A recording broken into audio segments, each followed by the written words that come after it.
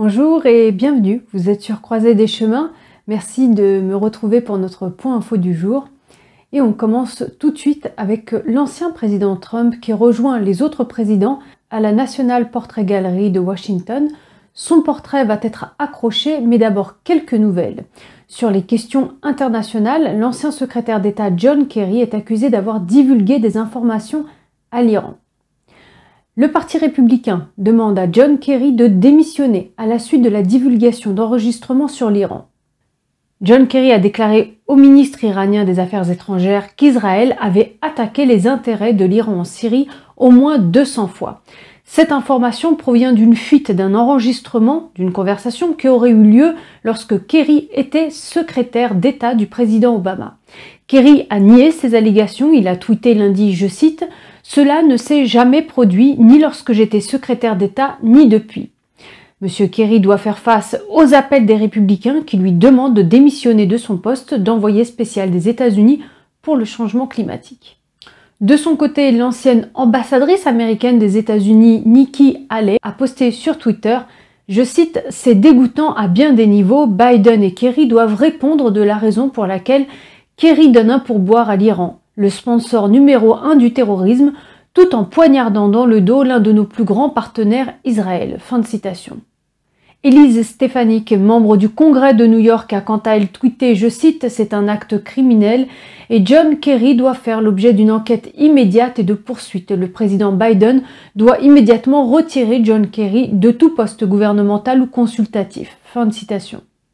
Selon le Washington Examiner, l'ancien secrétaire d'État Mike Pompeo a pris la tête des appels à l'enquête sur Kerry.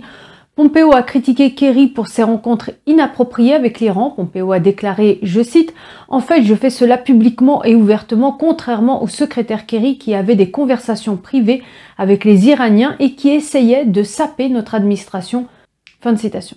Ces commentaires ont été faits lors d'une conférence de presse au Capitole il y a une semaine. Pompeo a déclaré que l'enregistrement prouve ce qu'il dit depuis des années, c'est-à-dire que Kerry a informé les Iraniens des opérations israéliennes. Et ceci intervient alors que la marine américaine a tiré mardi des coups de semonce en direction de 3 patrouilleurs iraniens dans le nord du golfe Persique, ceci après une rencontre rapprochée avec des navires américains. La marine américaine a déclaré que les réponses préplanifiées ont été utilisées pour désamorcer la situation, éviter la collision et réduire le risque d'erreur de calcul. Si de tels incidents sont intervenus de temps à autre au cours des 5 dernières années, ils ont été relativement calmes l'année dernière. Et nous passons maintenant à la crise à la frontière sud. 4 comtés du Texas ont fait une déclaration de catastrophe en raison de la crise de l'immigration. L'un de ces comtés, Goliad, a déclaré, je cite, « La crise frontalière en cours a entraîné l'invasion du sud du Texas par des milliers d'étrangers en situation irrégulière qui submergent nos forces de l'ordre local, étatiques et fédérales. » Fin de citation. Le chef du comté de Goliad, Roy Boyd, explique que la situation était en passe d'être maîtrisée sous la dernière administration. Il a dit « Cela s'est terminé très vite et c'est le Far West sur les stéroïdes ». Un autre comté est le comté de Kinney. Le shérif du comté, Brad Coe, explique qu'il n'a que 6 adjoints à temps plein et que le territoire à couvrir est beaucoup trop grand. Il a déclaré « Mes gars ont participé à plus de poursuites l'année dernière que la plupart des policiers ne le feront dans toute une vie. Nous en attrapons de plus en plus chaque jour, nous déposons des accusations, puis nous devons les laisser partir parce que nos prisons sont déjà pleines. » L'augmentation du nombre d'immigrants s'accompagne d'une augmentation d'autres problèmes. Selon les statistiques des douanes et de la patrouille frontalière, les saisies de drogue et d'armes à feu montent en flèche. Et un autre membre du gang M13 a été pris en train de traverser la frontière avec des immigrants en Arizona. L'administration Biden a réagi à ces nouveaux développements en revenant sur d'autres politiques de l'ère Trump. Elle interdit désormais aux agents de l'immigration ou ICE de procéder à des arrestations dans ou près des palais de justice. Et Joe Biden vient de nommer Ed Gonzalez, critique de Trump, à la tête de l'ICE. Il a déjà critiqué Trump pour avoir autorisé de grands raids d'immigration et a arrêté le programme de son comté pour coopérer étroitement avec l'ICE. Les sénateurs discutent maintenant de la possibilité d'aller de l'avant avec d'autres parties de la plateforme d'immigration de Biden. Le leader de la minorité, Mitch McConnell, dit que la crise doit être traitée en premier, le juge du comté de Goliad, Mike Bennett, a signé la déclaration de son comté. Il s'attend à ce que 200 comtés du Texas ou plus se joignent à eux.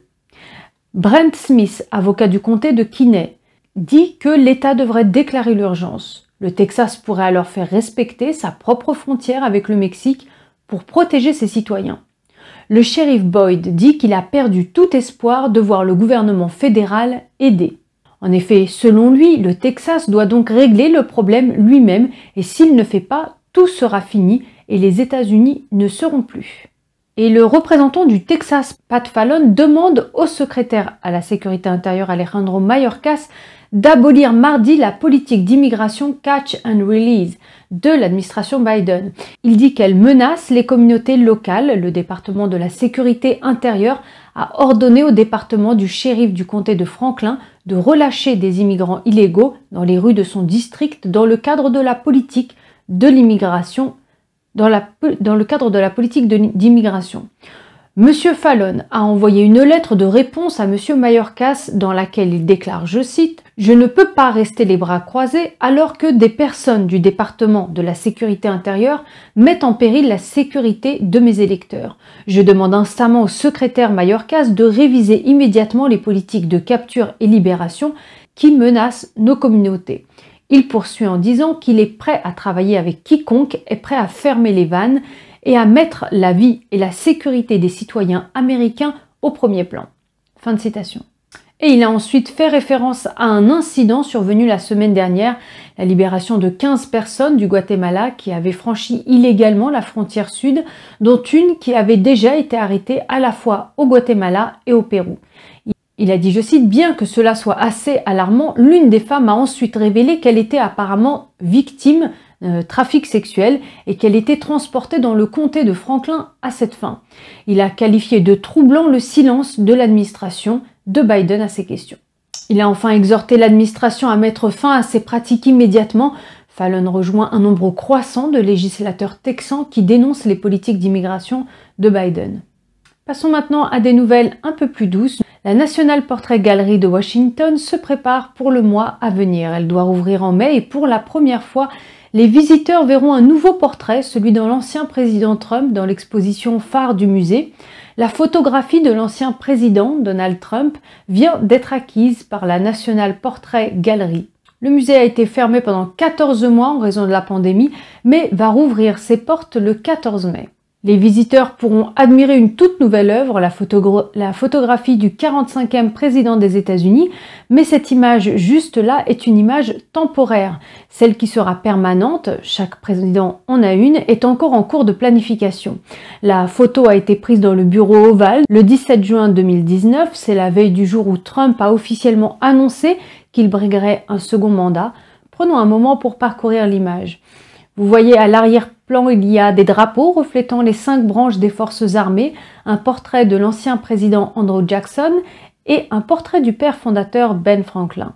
Il y a une étiquette à côté du portrait et elle commence de manière positive puis se transforme en spirale négative. On peut y lire « Donald Trump a été élu président des États-Unis après avoir exploité le sentiment populiste américain. Après avoir mené une carrière dans le monde des affaires et de la télévision, il a créé une identité qui s'oppose au gouvernement traditionnel et a mis en avant un programme American First. » Pendant son mandat, Trump a nommé un nombre record de juges fédéraux, dont 3 juges à la Cour suprême. Il a négocié les accords d'Abraham, limité considérablement l'immigration et réduit les réglementations gouvernementales. En février 2020, le taux de chômage a atteint un niveau record de 3,5%. Une description du texte peut être trouvée sur le site web des musées. La directrice de la galerie, Kim Saget, déclare au Washington que le musée accueille tout le monde, qu'il s'agisse de partisans de Trump ou d'autres, en disant « Nous sommes une institution non partisane et nous comprenons qu'il existe des opinions publiques des deux côtés. Et comme pour toutes les récentes commandes présidentielles, nous ne sommes pas en mesure de spéculer sur la façon dont les visiteurs recevront les portraits une fois terminés. C'est là toute la beauté du portrait, la façon dont il est reçu est toujours différente selon les personnes. » À partir du 14 mai, la galerie sera ouverte au public avec des laissez-passer gratuits à entrée minutée pour tous les visiteurs. Le portrait temporaire ne fera pas l'objet d'un événement de dévoilement. Cet événement sera réservé à la commande réelle qui comprendra une cérémonie pour les Trump et les invités qui assisteront à une cérémonie. Le portrait fera donc partie de l'exposition permanente American President du musée qui présente les portraits de tous les anciens présidents. Il fera partie des collections permanentes. En dehors de la Maison Blanche, l'exposition American President est la seule collection complète de portraits des présidents américains. Voilà, Croisée des chemins, c'est fini pour aujourd'hui. Merci de votre écoute et de votre présence. Prenez soin de vous et je vous dis à très bientôt. Au revoir.